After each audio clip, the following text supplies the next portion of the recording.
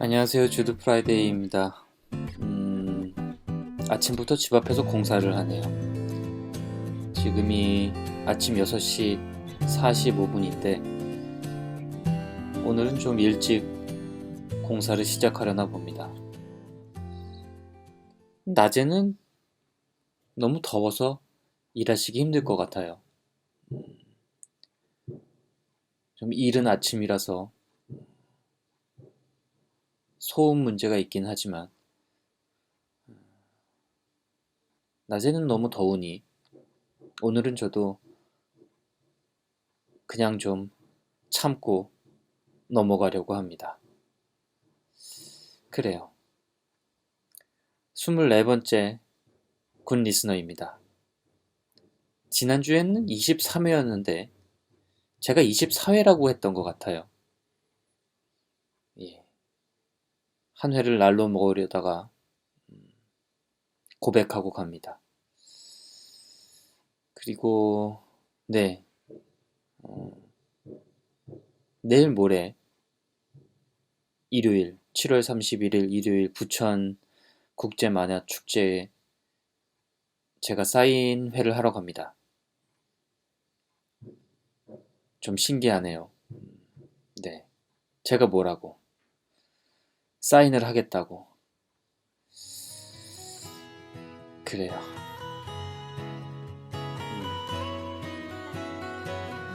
시작하겠습니다. 첫 번째 사연은 카페길만에 올라온 사연입니다. 스태그님이 올려주셨고요. 17살의 초콜릿이라는 제목입니다. 저는 19살 학생입니다. 초콜릿을 보면 문득 그 누나가 생각이 납니다. 2년 전 11월의 가을이었을까요? 저는 미술학원을 다니는 학생이었습니다. 그땐 입시 미술에 어려움을 느끼고 있었던 중이었고요. 나름 그림을 열심히 그리고 있었는데 저보다 한 살 많은 누나의 친구가 선생님에게 맨 앞자리에 앉은 키 큰 애 누구예요? 하고 물어보셨어요. 참고로 전 키가 컸습니다. 또한 학년별로 자리가 정해져 있었고요. 근데 그땐 전 대수롭지 않게 생각했어요. 그리고 며칠이 지났을까 학원에서 집까지 운행하는 셔틀버스를 타고 집으로 향했지요. 제 앞자리에 앉은 2명의 학원 선배 누나들이 있었어요. 그중 까만색의 긴발인 누나가 저에게 까만 초콜릿을 주면서 맛있게 먹어 그러더군요. 전 이런 일이 처음이라 당황했지만 얼떨결에 초콜릿을 받아 집으로 왔습니다. 그땐 정말 나에게도 이런 일이 생기는구나 하고 느꼈습니다. 그리고 그 일이 생긴 후 주말 수업에 전 어김없이 학원에서 그림을 그리고 있었습니다. 그러더니 왜 말이 이렇죠? 그러더니 그 긴발, 그 긴 머리의 누나가 저에게 초콜릿 잘 먹었어 라고 아, 말을 들은 순간 미안함이 느껴졌습니다. 왜냐하면 전 그 초콜릿은 엄마가 먹었거든요. 죄송합니다. 저는 미안함 때문이었을까요? 맛있었어요 라고 말했더니 그 누나가 웃으면서 고마워 하더니 이번엔 화이트 초콜릿을 주더군요. 전 그 누나의 성의에 그 자리에서 초콜릿을 먹었습니다. 아몬드가 씹히면서 달콤하더군요. 그 순간만큼은 기분이 좋아졌달까요. 그렇게 또 며칠이 지나고 집에서 내리는데 그 누나가 친구랑 같이 내려서 저에게 뛰어오더니 혹시 몇 살이야 물어보더군요. 전 17살이에요 했더니 그 누나가 나보다 어려, 유유라고 옆에 있는 친구에게 작은 목소리로 말하더군요. 근데 그 목소리가 저에게까지 다 들렸어요. 그게 전 귀여웠다고 생각했어요. 서로 어색했다가 그 누나가 초콜릿 맛있었어 라고 또 물어보았어요. 그 대답에 전 네, 정말 맛있었어요 라고 답했고요. 그리고 몇 초간 어색한 침묵이 흐르고 전 저 이만 가도 될까요? 라고 말하곤 돌아갔습니다. 지금 생각하면 왜 그랬는지 모르겠어요. 그리고 며칠 뒤 전 입시 미술에 어려움을 느끼게 되고 학원을 그만두기로 결정했습니다. 예전부터 고민하고 생각해 왔기 때문이죠. 재능이 없다고 생각했어요. 선생님과의 상담도 마쳤고요.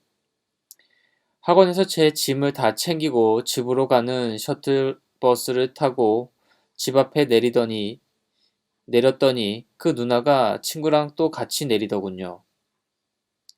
전 학원을 그만뒀는데 그 누나를 볼 자신이 없어서 뒤도 안 돌아보고 도망쳤어요. 그리고 그게 그 누나와의 마지막이었습니다. 이름도 물어보지 못했고요. 지금 생각하면 전 정말 소심하고 나쁜 사람이었습니다.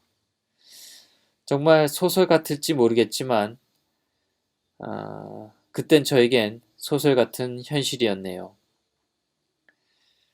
읽어주셔서 감사합니다. 네, 왜 그러셨어요? 음, 그래요. 누구에게나 미숙한 시절이 있어요. 저도 만약 그 시절 누군가에게 초콜릿을 선물 받았다면, 음, 어땠을까요? 그래요. 맛있게 먹고, 음, 더 달라고 했을지 모르겠네요. 그래요.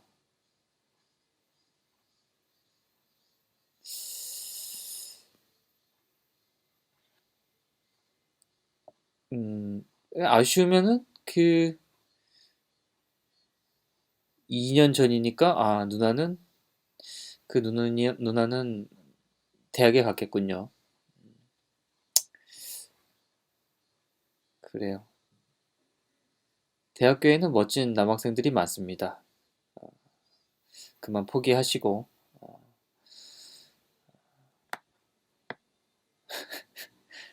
열심히 공부하시는 게 도움이 될 것 같습니다. 너무 진지하게 말했나요? 그래요. 그 누나가 있는 학교에 지원을 해보세요, 그러면. 아무튼 사연 고맙습니다. 한참 웃었네요. 다음은 은은님이 보내주신 제목은 스물 상상도입니다. 단정하는 거 너무 귀찮다. 최근 몇 달간 나는 월, 화, 수, 목, 금, 토일 화장을 하고 있고 지나치게 성실하게 살고 있는 것이다. 제기럴. 화장까지는 어떻게 재밌게 하다가도 머리에서 몹시 귀찮다. 머리를 한번 시원하게 밀고 싶다는 소망을 품은 걸 보면 감성이 불교 쪽이라는 결론이 났다. 두상도 동글동글해서 나쁘지 않을 것이다. 혼잣말을 되뇌이는 게 벌써 몇 년째인가. 이럴 때는 이따금 머리를 자른 것을 후회한다. 자르고 나니 더 관리하기가 힘들다. 아닌가? 길면 긴 대로 관리하기가 어렵던가. 여튼 머리 관리가 귀찮다.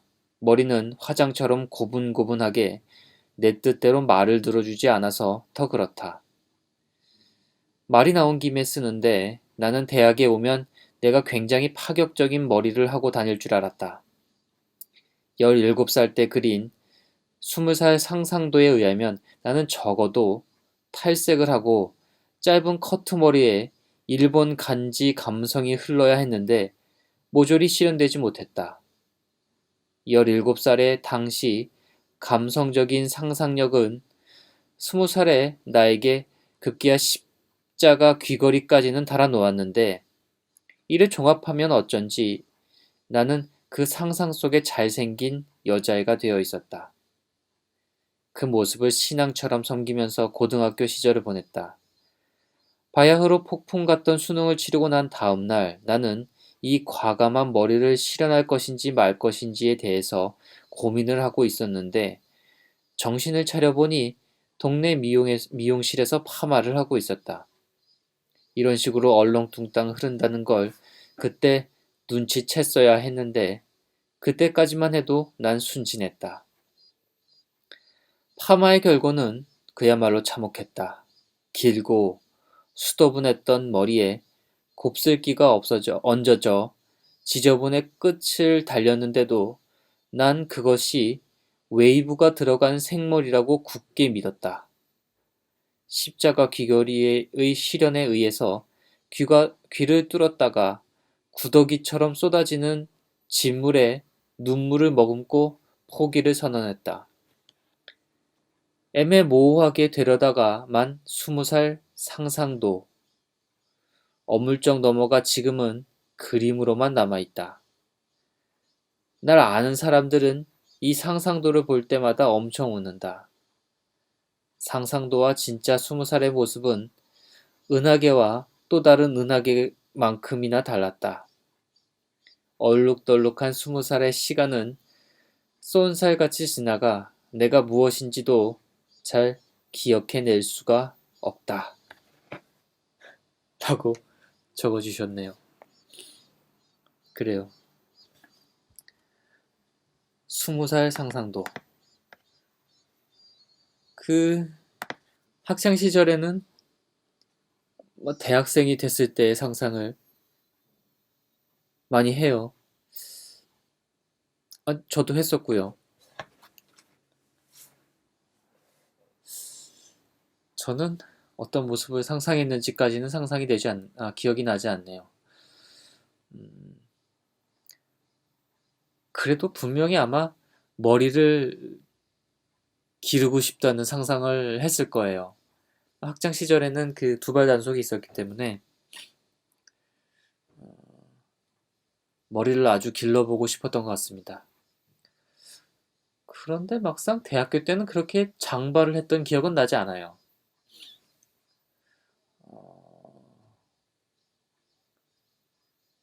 그냥 조금 길렀었던 것 같아요. 많이 길렀던 적은 없었던 것 같고, 음, 머리를 아주 길어서 묶어본 적은 어, 회사를 나온 다음이었던 것 같고요. 그리고 회사에 있었을 때는 2번 정도 삭발을 한 적이 있었습니다. 음, 그래요. 삭발을 하면 멋있을 줄 알았어요. 멋이 없었습니다. 예, 그래요. 중요한 건 머리가 아니죠. 예, 중요한 건 머리가 아니라 음, 기본적인 어, 기본적인 기본적인 거죠. 그래요. 그래요. 20살에 20살 상상도와는 좀 많이 다른 모습일지 모르겠지만 그래도 그래도 너무 용기를 잃지 말고 무슨 말이 하고 싶은 걸까요, 저는? 그래요. 재밌게 잘 읽었습니다. 고마워요. 힘내세요. 다음은 우글님이 보내주셨어요. 나는 때를 놓쳤고 시간은 나를 낭비하고 있었다. 회고록이라고 해야 할까요? 그녀에 대한 모든 기억을 처음부터 꺼낼까 합니다. 문장의 앞뒤 순서와 맞춤법은 미리 죄송하다는 말씀을 드리며 시작하겠습니다. 제목 그대로인 상황입니다. 때를 놓쳤고 제 자신을 혹은 제 마음과 의지까지 깎아먹은 상황에 이르렀습니다. 학교 선후배로 만난 사이로 그녀는 왈가닥 성격처럼 처음부터 우리는 왈가닥 그 자체였던 것 같아요. 오랜만에 학교에 돌아와 친구의 맥주 약속과 갑자기 나타난 그녀, 그리고 1시간 뒤에 보고 싶은 영화가 있다고 뜬금없이 같이 보러 가자고 했고, 그렇게 그녀와 전 단둘이 영화를 보게 되었고, 그때부터 인연이 시작되었나 봅니다. 돌아오는 길에 그리 멀지 않은 길에 부슬부슬 비가 내리기 시작했고, 같이 걸어서 돌아오는 길에 서로가 각자 살아온 이야기라든가 이런저런 이야기를 하며 1시간 정도 걸었던 것 같아요. 걸으면서 맥주도 한잔하고요. 미드나잇 인 파리처럼 또 비포 선셋처럼 그 영화를 너무 좋아했던 저와 그녀를 그렇게 영화 한 장면처럼 추억을 쌓기 시작했고, 빠르게 친해지는 계기가 되었지만 과 특성상 주변에 아는 후배와 선배 동기들이 너무 많은 탓이었을까요? 그녀와는 정말 친한 오빠로 발전하게 되었고, 주변 분위기와 흐름 때문에 저도 그 이상 발전하는 것에 두려움을 가지고 있었습니다. 그렇게 졸업을 하게 되었고, 그 후에도 휴가나 쉬는 날에는 한 달에 한 번쯤은 만나 재미있는 시간을 보내던 도중 제 마음이 어느 순간부터 걷잡을 수 없게 되었다는 것을 너무 늦게 깨닫게 되었습니다. 자격지심이었을까요? 잘 모르겠습니다. 그때 그 당시 제 감정은 시작보다는 끝을 더 원했었고, 주변인과 관련되어 이런 관계가 지속되는 것조차 너무 참기 힘든 지경이 되었습니다. 당분간 연락을 끊고 지내며 제 일에 집중하는 시간을 가졌습니다. 그러다 두세 달 뒤에 다시 연락이 되었고, 만나게 되었고, 제 안에 감췄던 깊은 마음이 속에서 골마 터지는지 일을 지속할 수 없는 상황까지 이르게 되었습니다. 굉장히 활달했던 그녀는 항상 주변에 친한 남자인 친구들도 많고 남자 선배들도 항상 가득했습니다. 저는 그 꼴을 참아 볼 수 없어 용기를 내어 고백했지만, 때를 놓치고 그녀는 남자친구가 생겼고 저한테는 말 못하고 있었다고 했습니다. 참 나쁘다고 해야 할까? 그녀는 미안하다는 말과 함께 참 난감한 표정을 지었습니다. 그녀 맘 같아서는 관계까지 망치고 싶지 않다고 했지만 누굴 탓하겠습니까? 제가 선택한 것에 대해 후회밖에 남지 않는 상황에서요. 그때 당시에는 어떻게든 그녀를 만나고 싶다는 생각 하나밖에 없었고, 일에 대한 슬럼프와 함께 심각한 우울증에 직장에서마저 나오게 되었습니다. 지금은 제가 연락을 끊고 완전히 혼자 지내고 있습니다. 관련된 친구들이 많아서 흔히 말하는 잠수라고 할 수 있겠네요. 몸도 마음도 많이 아픈 상태라 병원과 운동을 병행하며 많이 찐 살도 빼고 건강도 챙기고 있습니다. 사실 지금도 쉬면서 많은 생각을 했지만 방법은 생각나지 않습니다.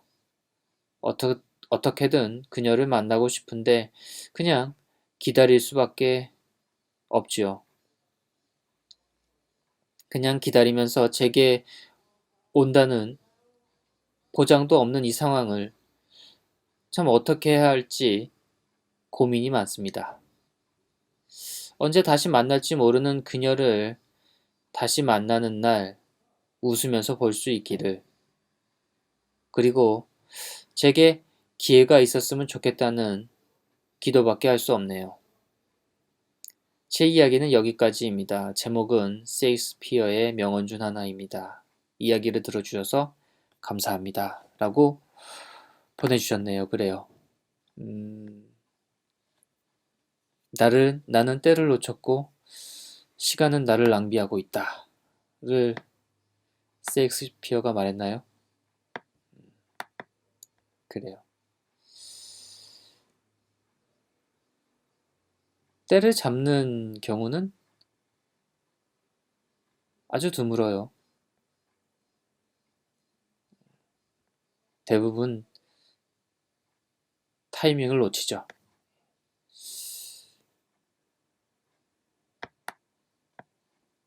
그래요.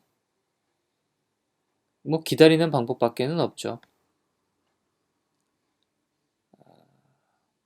선택할 수 있는 게 있다면은 언제까지 기다리느냐 정도일 겁니다. 그 길만의 손상준이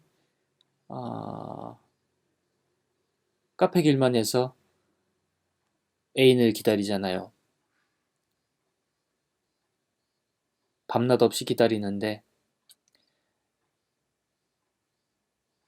다른 사람이 보기에는 그 여자친구가 오기를 기다리는 거라고 생각하지만 손상준은 어느 순간부터는 그녀를 기다리는 게 아니라 그녀가 자신의 마음에서 떠나기를 기다리고 있었다고 생각을 합니다.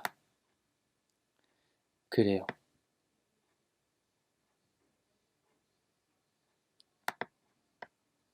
선택을 해야 할 시기가 올지도 모르겠네요. 아무튼 긴 사연 고맙습니다. 네, 오늘은 유난히 긴 사연이 많네요. 비밀사서함에 비밀스러운 글을 올려주셨습니다. 안녕하세요 주도님. 기억하실지는 모르겠지만 저는 군 리스너 10회에 세 번째 사연을 남겼던 고2 남학생입니다. 오늘은 그 사연의 속편을 올려볼까 합니다. 생각보다 그녀와 저는 인연이 닿지 않았어요. 대부분 학교에서만 볼 수 있었고 길을 가다가 우연히 만났으면 이라는 기대감에 매번 실망하던 저는 그녀가 부담 안 되게 생일을 챙겨주자라는 결심을 하게 되었습니다. 생일이 언제냐고 물어봤는데 이미 지났더군요. 그래도 늦었지만 챙겨주자는 마음을 먹었습니다. 저는 저의 베스트 음반을 선물해 주겠다고 다짐했어요. 사실 전부터 음반을 선물할 거라는 생각을 했습니다만 자꾸 미뤄졌거든요. 저는 음악용 공CD를 사고 천천히 설계를 했습니다. 북클릿 커버는 뭘로 하지? 메인 컬러는 뭘로 할까? 음반의 전체적인 분위기와 주제는 뭘로 할까? 어떤 곡을 넣지? 등등 그녀가 좋아하는 태연의 아이를 시작으로 제가 가지고 있는 모든 CD들을 리핑한 뒤 헤드폰으로 곡을 들으며 곡을 선곡하고 순서를 맞추고 밸런스가 맞는지 지루하지는 않는지 확인하기 위해 새로 정한 순서들을 계속 돌았습니다. 최대한 음반의 전체적인 밸런스를 맞추는데 6시간 이상 걸린 것 같아요. 유명 밴드들의 음반들을 들어보면 한 곡 한 곡은 좋지만 정규 음반들에서 한 곡씩 뽑은 거라 음반들은 전체적으로 밸런스가 아쉬웠거든요. 그렇게 CD에 곡들을 넣고 쿤 리스너 10회를 넣고 그녀가 눈치챌까 하는 생각을 하며 편지지에 가사를 쓰기 시작했습니다. 자를 이용해 CD 트레이에 들어갈 수 있게 편지지를 설계하고 글을 쓰고 편지지가 부족해서 같은 편지지를 사려고 문구점에 갔는데 같은 편지지가 없어서 동네 문방구를 아, 모두 찾아다니고 실수해서 처음부터 다시 쓰기도 하고 그러면서 나름 즐겁게 만들었던 것 같아요. 무엇보다 가장 확실히 들었던 생각은 내가 그 여자애를 좋아하는 게 단지 외로워서만은 아닐 거야 라는 생각이었습니다.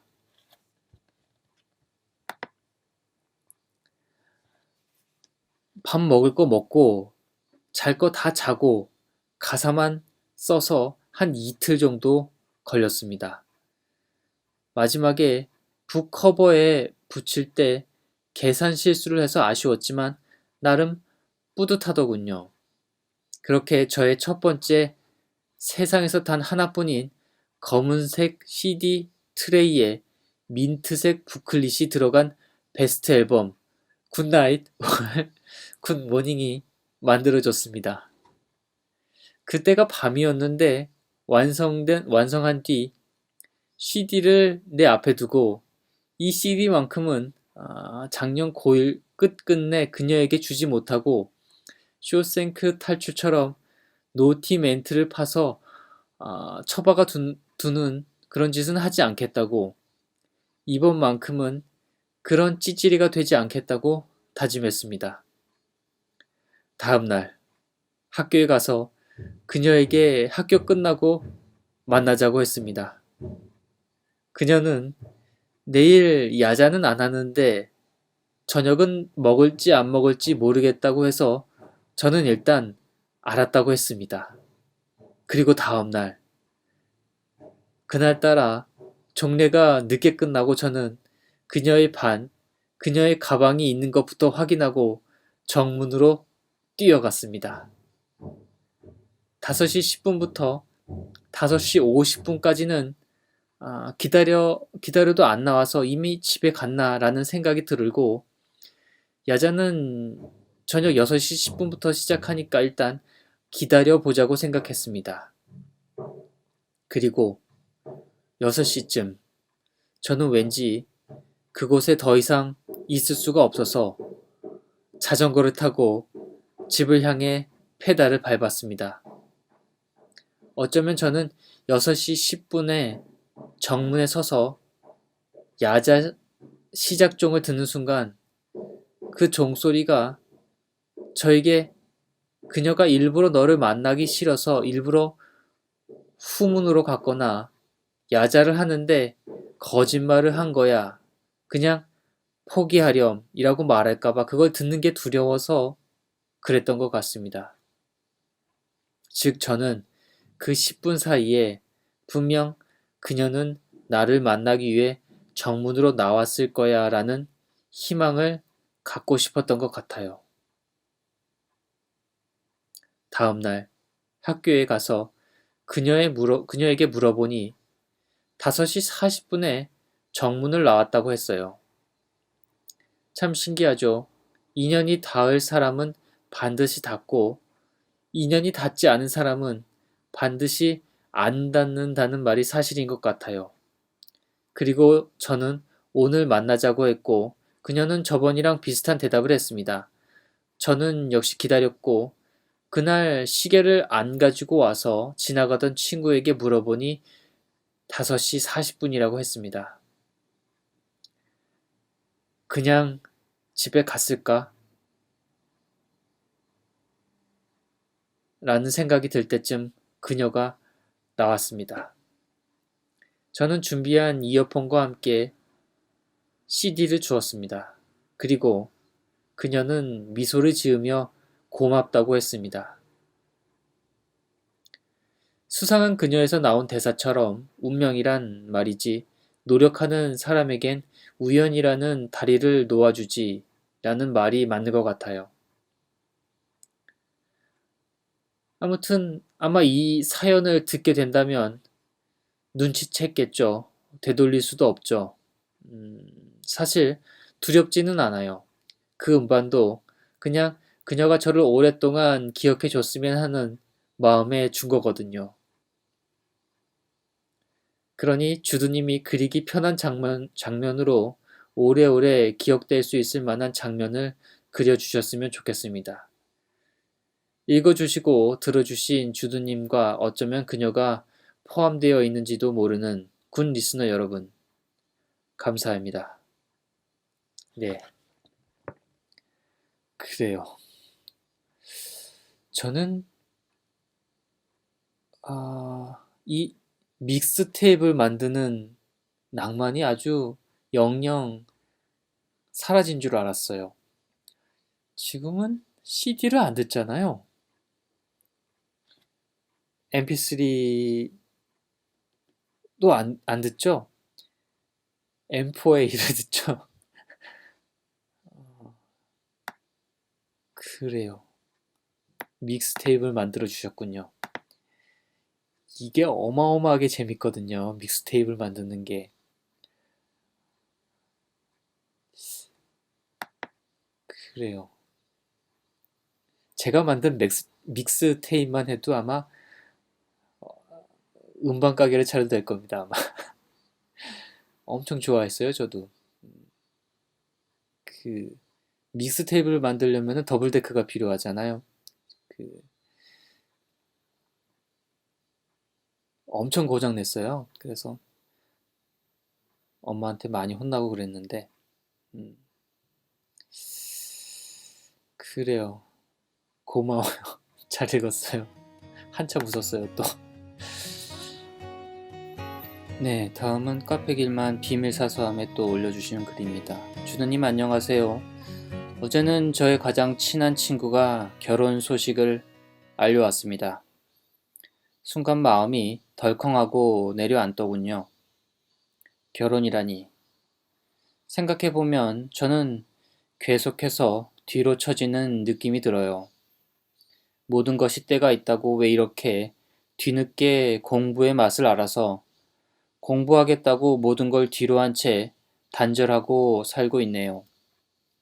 제가 선택한 길이라 누구를 탓할 수도 없고 이런 날이면 제가 무엇을 위해 여기까지 달려왔고 지금 내 위치가 어디고 내가 잘하고 있는지 등 별의별 생각이 다 드네요.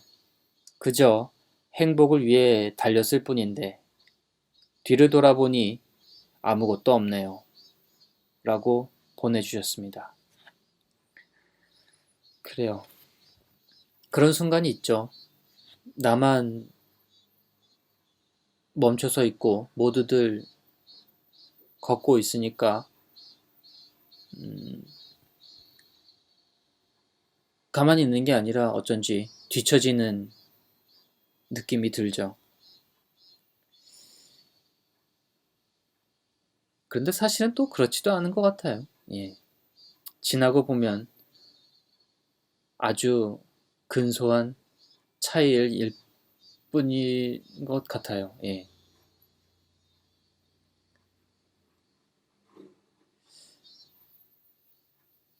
예전에 그 엄마가 운전하는 차를 타면은 저희 어머니는 별 과속을 안 하셔서 정속으로 달리고 있으면은 그 꼭 추월을 하는 차들이 있죠. 그것도 아주 요란하게 추월을 해요. 그럼 저희 어머니가 이러셔요. 짜샤 빨라봐야 5분이다. 그런데 정말로 가다 보면은 그 추월했던 차들이 톨게이트나 신호등 앞에 기다리고 있어요. 그러면 어머니가 또 그러시죠. 봐라 임마.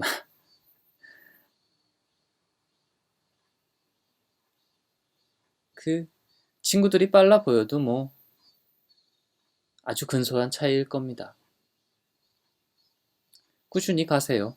생각하고 있는 일을, 또 계획하고 있는 일을, 목표로 잡고 있는 일을 하다 보면 언젠가 비슷한 지점에서 다시 만날 날이 있을 겁니다. 그래요. 힘내시길 바랍니다. 사연 고맙습니다. 오늘의 마지막 사연입니다. 그라폴리오의 레나님이 보내주셨어요. 안녕하세요. 저는 호주에 사는 여고생입니다. 웹툰 늘 챙겨보고 있어요. 먼저 제 이야기를 말하기 전에 한국말이 서툰 점 이해해 주시길 부탁드립니다. 저희 엄마는 고등학교 때부터 친한 친구가 계셨어요. 엄마 학생 시절 때는 둘이 교환 일기도 쓰고 밥도 꼭 같이 먹고 책도 돌려 읽고 그랬었대요. 호주에 살면서도 이모에게 전화가 오면 엄마는 몇 시간 동안 수다를 떨고 계셨어요. 또다시 여고생이 된 것처럼요. 근데 그 이모가 거의 10년 전 저희 가족이 바로 이민 온 후에 바로 암에 걸리셨어요. 그때 전 어려서 심각함을 잘 몰랐어요. 치료 받으시면서 괜찮으신지 3년 전 저희가 한국에 돌아갔을 때쯤 다시 암이 재발이 돼서 입원을 하면서 저랑 제 동생은 이모를 못 보고 그냥 다시 호주로 돌아왔습니다. 그때 엄마도 몇 년 만에 처음 이모의 얼굴을 보고 너무 놀랐대요. 너무 마르셔서. 그렇게 몇 년을 투병하시다가 작년 6월쯤 돌아가셨어요. 저희 엄마에겐 너무 큰 충격이었죠. 며칠 전만 해도 둘이서 통화하셨는데 저는 이모가 돌아가시고 깨달았어요. 우리 엄마였을 수도 있겠구나. 이모처럼 엄마도 갑자기 내 삶에서 없어질 수 있겠구나. 그래서 요즘 엄마랑 최대한 많은 추억을 쌓으려고 노력하려고 해요. 학생이라고 가족들이랑 순간들을 허무하게 보낼 수는 없잖아요.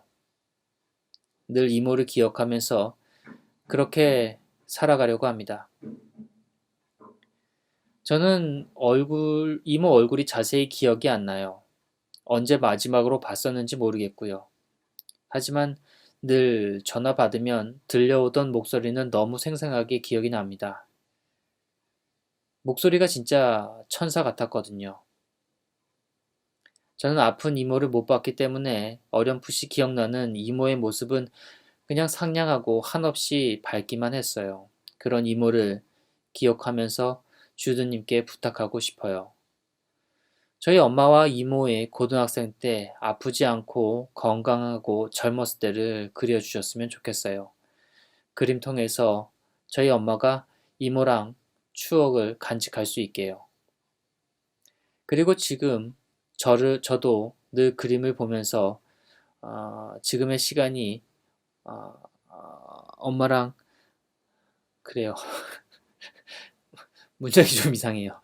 엄마랑 최대한 많은 시간을 어, 보내는 것을 기억할 수 있게요. 늘 좋은 그림 고맙습니다. 라고 보내주셨네요. 그래요. 누군가의 죽음이 자신의 인생을 조금 변화시키는 일들이 있어요. 그렇습니다. 그래요. 오늘도 많은 사연들 고맙고요. 사연이 많이 남았는데 다 읽어드릴 수가 없어서 죄송합니다. 하나만 더 읽을까요? 그래요. 까르멘님이 보내셨어요. 저희는 흔히 말하는 장거리 커플입니다. 이 단어 하나로 우리의 만남 모든 것을 설명할 수는 없지만 둘 사이의 실질적인 거리는 아쉽고 안타까운 것도 사실이죠. 그는 다른 일에 비해 야근이 잦고 체력에 무리가 오는 일을 하고 있어요. 회사 일로 바쁜 시기가 지나고 나면 전 그를 만나러 갑니다. 보통은 그 일을 마치고 돌아오면 함께 장을 봐 저녁을 먹고 가만히 그 품에 앉아서 소소한 이야기를 나누며 평화로운 시간을 보내요. 얼핏 따분해 보일 수 있겠지만 우리에게 함께 보내는 일상은 아주 소중하고 행복한 순간입니다.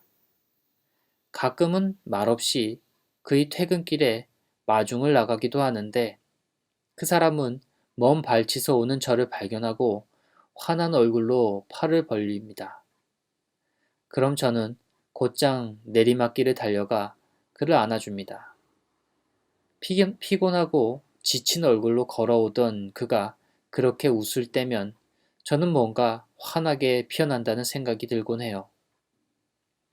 장난과도 같은 이 사소한 행동이 즐거운 순간이 될 수 있다는 것을 알기에 언덕길을 내려가 몰래 그를 기다리는 일은 항상 저를 들뜨고 설레게 합니다. 그 사람은 요즘 다시 찾아온 바쁜 시기를 맞아 하루하루를 열심히 보내고 있어요. 조만간 그를 만나러 가면 오랜만에 그의 퇴근길에 마중을 나가볼 생각입니다. 벌써 그가 보고 싶네요. 퇴근길 언덕에서 피어나는 그 꽃이요. 네, 그래요. 오늘도 사연 들어주셔서 고맙고요. 보내주셔서 고맙습니다. 집 앞에서 공사가 좀 진행되더니 멈췄네요. 아침을 드시러 가셨나 봐요. 오늘은 좀 덜 더웠으면 좋겠네요. 금요일이잖아요. 제가 좋아하는 금요일입니다.